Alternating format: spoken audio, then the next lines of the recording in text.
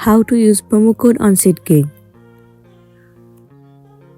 The very first thing you want to do is to head over to your application Seatgeek, or you can simply head over to any of the web browser and then move into the site of Seatgeek. Enter your login credential and then sign into a specific account. Once you have been logged in, it will land you on this interface. In this page, tons of different tickets will be available to you. Head over to any of the tickets that you want to purchase. Let me head over to sports. Click on any of the game that you want to see.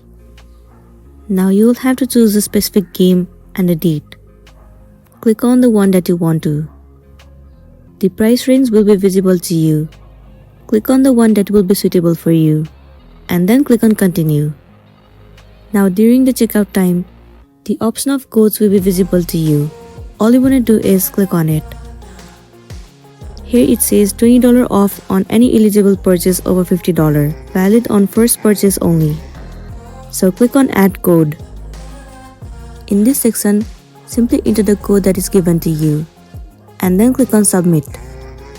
Once you click on submit, your code will be redeemed, and then you will be good to go.